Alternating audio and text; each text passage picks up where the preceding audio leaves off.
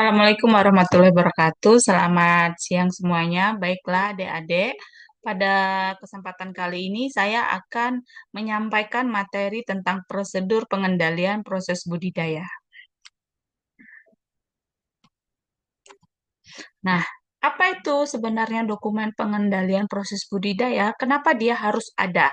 Nah, ini saya mengutip dari William F. Foster yang menyatakan bahwa quality itu eh, sesuatu yang bisa saja terjadi karena dari accident-nya, kemudian dia merupakan hasil dari intensi yang tinggi, kemudian ada effort dan pengetahuan intelijennya, dan ada pula keterampilan yang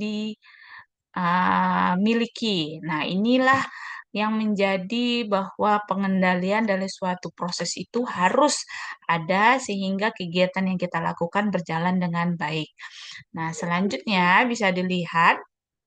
Nah, hierarki dokumen sistem mutu itu terdiri atas 4 level, yang mana level pertama itu adalah panduan mutu, berasal dari visi, misi, kebijakan mutu, dan filosofi organisasi dalam suatu usaha. Nah, kemudian yang level kedua adalah prosedur, yang mana level kedua ini memuat tentang 5W1H, siapa, mengapa, apa, bagaimana, dan mengapa. Nah, kemudian level ketiga adalah instruksi kerja. Nah, instruksi kerja ini berisikan tentang tata cara kerja suatu pekerjaan yang memerlukan sebuah pedoman yang tertulis. Nah, inilah biasanya kalau di kegiatan budidaya seperti pengujian kualitas air, pemantauan kesehatan ikan, nah itu memerlukan instruksi kerja. Kemudian level keempat adalah formulir. Nah, formulir ini berisikan catatan hasil pekerjaan. Nah, misalnya tadi kita sudah melakukan pengujian kualitas air. Nah, formulir itu hasil dari pengujian itu yang harus kita ngerekap. Nah, kemudian dokumen ini juga berisikan ataupun bisa digunakan kalau suatu waktu terjadi sesuatu yang tidak kita inginkan. Nah, misalnya pada saat pemberian pakan atau campuran pakan, kemudian juga pada saat pengujian kesehatan ikan, kita bisa melihat bagaimana sih hasilnya. Nah, itu di bagian formulir ya. Nah, selanjutnya, standar prosedur operasional ini sifatnya harus jelas, kemudian rinci. Nah, ini harus memuat 5W1H. Kemudian sesuai kebutuhan. Kalau misalnya kita memiliki konsumen ataupun pembudidaya, nah itu bisa kita sesuaikan dengan kebutuhan yang diinginkan. Kemudian diterapkan, harus diterapkan. Kemudian yang keempat adalah taat dengan aturan, apakah itu dari segi teknologi maupun keamanan pangannya. Kemudian SPO ini juga bisa fleksibel, namun harus konsisten tetap. Apakah itu misalnya ada perubahan teknologi, monggo silahkan bisa disesuaikan. Nah, untuk acuan SPO ini, yang pertama bisa berdasarkan persyaratan pembeli. Misalnya, kalau seandainya produk Anda ini akan diekspor, biasanya negara tujuan itu harus teknik budidayanya misalnya bebas atau zero antibiotik. Nah, itu juga bisa dicantumkan dalam SPO kita. Nah, kemudian spesifikasi teknisnya atau standar mutu ikannya seperti apa. Kemudian juga bisa berisikan dari SNI, regulasi nasional, ataupun dari standar internasional. Monggo silakan. Kemudian yang keempat bisa juga rekomendasi teknologi ataupun dari pengalaman. Bisa juga kita gunakan untuk penyusunan SPO tersebut. Kemudian selanjutnya, SPO yang perlu dimiliki pembudidaya apa aja nih? Nah, kalau misalnya kita melakukan kegiatan budidaya, ya so pasti dari persiapan wadah hingga panen dan pasca panen harus memiliki SPO-nya. Baik itu persiapan wadah, pemilihan benih, penebaran, kemudian ada pengelolaan kesehatan ikannya seperti apa, pengelolaan pakannya seperti apa, pengelolaan kualitas airnya, kalau misalnya terjadi ketidaksesuaian itu seperti apa perbaikannya, kemudian juga pemberian bahan kimia, obat ikan, maupun bahan biologi juga perlu ada SPO-nya. Dan yang terakhir pasti ada SPO untuk panen dan pasca panennya. Nah, bagaimana cara penyusunan SPO? Nah, yang pertama kita susun, lalu kita lakukan uji coba, kemudian kita bagi tugas nih. Siapa saja penanggung jawabnya, kemudian baru kita awasi apakah SPO yang kita tulis, yang kita susun sudah sesuai dengan apa yang kita inginkan. Nah, yang pertama dari segi penyusunan, yang kita harus kumpulkan dulu referensinya. Apakah itu dari SNI CBIB ataupun SNI dengan satu komoditas yang sama misalnya. Nah, kemudian yang kedua aturan baru. Misalnya dalam tata kelola IPAL-nya seperti apa, kemudian surat edaran tentang jenis penyakit pada ikan ataupun udang. Nah, itu juga bisa kita ambil. Kemudian yang ketiga adalah persyaratan pembeli. Nah, ini juga bisa masuk nih, adik-adik. Kemudian yang keempat, juknis atau teknologi baru. Dan yang kelima adalah pengalaman.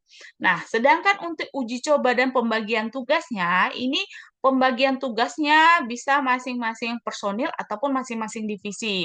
Misalnya yang pertama berdasarkan tugas divisi. Nah, ini misalnya kita lakukan pembagian, misalnya divisi produksi kah, divisi pakan alami kah, apa divisi untuk kesehatan ikan kah. Nah, itu bisa kita bagi-bagi divisinya. Kemudian yang kedua berdasarkan keunggulan masing-masing. Kemudian yang ketiga adalah sesuai kebutuhan unit budidaya. Yang keempat adanya pengawasan dan evaluasi berkala. Ini harus ada keempat-empatnya ini ya, adik-adik. Nah, kemudian untuk alur proses budidaya bisa dilihat di sini. Nah, budidaya ikan. SPO pertama ini, misalnya di persiapan wadah budidaya, siapa yang bertanggung jawab adalah plan manajernya. Kemudian SPO yang kedua, pengelolaan air. Nah, monggo, misalnya ada divisi teknis, boleh sebagai penanggung jawabnya. Kemudian SPO 3 nih, ada penebaran benih, boleh yang menjadi penanggung jawabnya adalah teknisinya. Kemudian SPO 4 adalah pemeliharaan. Nah, kalau pemeliharaan ini kan banyak nih runtutannya. Ada pemberian pakan, kemudian pengelolaan kesehatan ikan. Ini bisa dijadikan dalam SPO 4, tapi nanti di bagian SPO-nya itu dibuat subbabnya. Jadi SPO 4.1, SPO 4.2.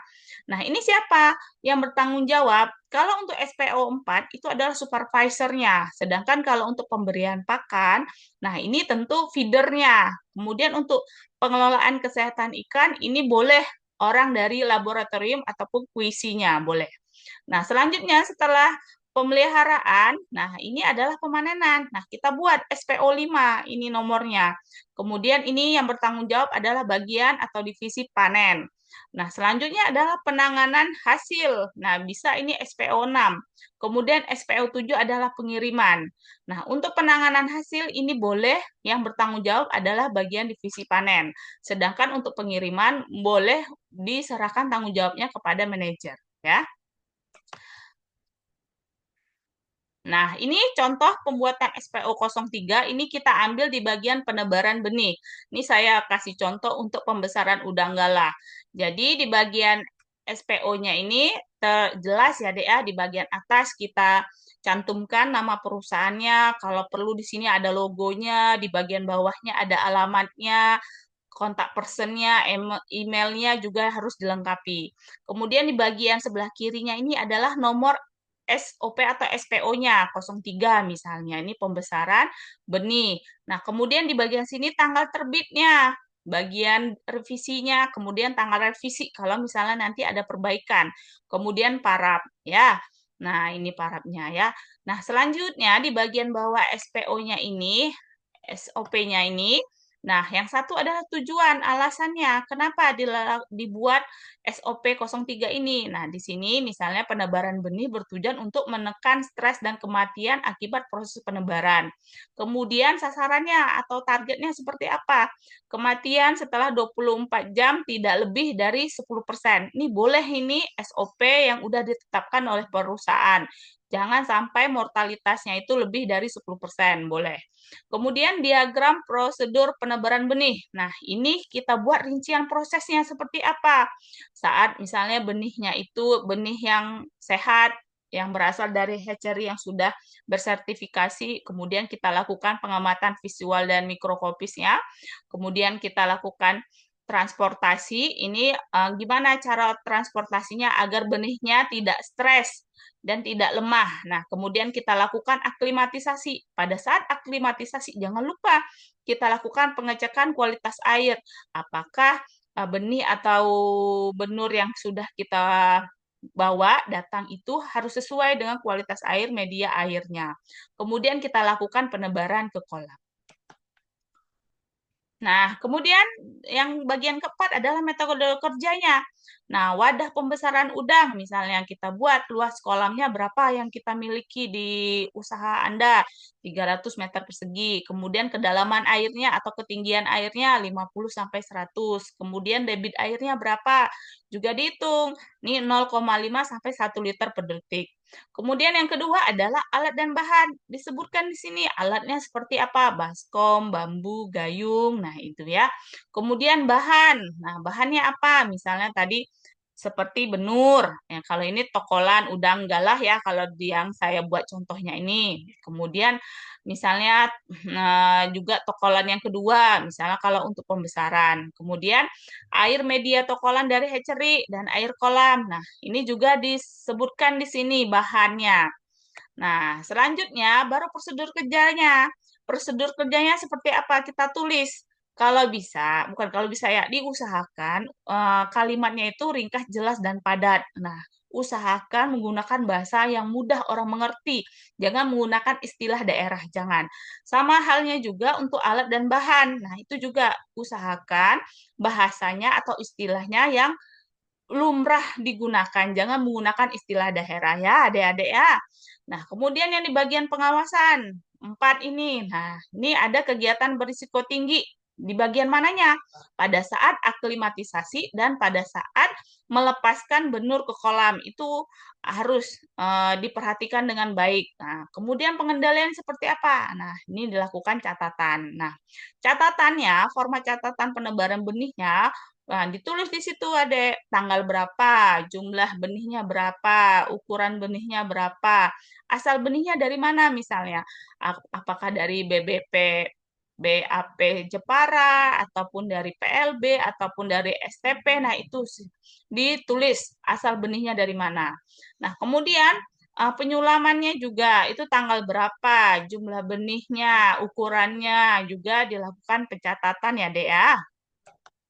Nah, ini kalau misalnya di suatu daerah Ade ada tenaga kerja yang kurang aktif dalam membacanya, agak susah misalnya. Monggo silakan SOP-nya itu dilengkapi dengan gambar-gambar. Nah, mungkin dengan penggunaan bukan mungkin ya, kalau misalnya perusahaan Anda ada gambarnya seperti ini, bagi tenaga kerja yang kurang pendidikannya dia bisa memahami bagaimana langkah kerja pada saat misalnya penebaran kah. Kalau ini saya contohkan di bagian pengiriman. Nah, ini pengirimannya seperti apa, disusun di dalam baknya seperti mana. Kemudian kalau misalnya kita bawa ke via pesawat terbang, ada gambarnya juga. Kemudian untuk penebaran di benur seperti apa? Nah, dibuat gambarnya ini, adik-adik. Nah, ya. Nah, kalau yang sebelah kanan ini bagaimana proses panen untuk ikan hidup. Nah, juga dibuat gambar. Kalau misalnya di perusahaan adik itu ada tenaga kerja yang tidak bisa membaca. Nah, monggo silahkan menggunakan gambar ya. Nah, nah, ini catatan budidayanya. Kalau catatan budidayanya monggo dibuat di sini, misalnya petakan nomornya, dibuat misalnya persiapan kolamnya berapa hari, benihnya berapa banyak, nah, kondisinya seperti apa. Nah, di sini dibuat di sini, Dek. Nah, panennya. Nah, juga untuk di bagian pemberian pakan juga. Nah, hari pertama sampai nanti pada saat pemanenan disebutkan ini. Nah, kalau misalnya ada 3 merek pakan yang digunakan, nah hari 1 ke 3 berapa jumlah yang diberikan. Merek pakan yang B misalnya dari 31 sampai 60 berapa jumlah pakan yang diberikan. Sama halnya untuk merek pakan C misalnya dari hari 61 sampai 90 berapa banyak jumlah pakan yang dihabiskan. Nah, kemudian juga ada di catatan budidaya ini bisa berisikan sampling kualitas air maupun penggunaan obat. Monggo silahkan. Nah, di situ dibuat tanggalnya kapan, Kemudian gimana hasilnya ditulis dalam situ ya adik-adik ya. Nah, seperti itu. Bagaimana adik-adik? Apakah mudah dipahami untuk proses pengendalian kegiatan budidaya? Ingat, kegiatan budidaya harus ada pencatatannya. Seperti apa? Boleh dalam bentuk SOP atau SPO, kemudian ada catatan budidayanya. Jadi dua dokumen ini bisa saling mendukung dan saling melengkapi ya. Sekian materi dari saya, semoga bermanfaat. Nanti kita akan lanjutkan lagi dengan post test ya, nggih. Yuk, mari. Assalamualaikum warahmatullahi wabarakatuh.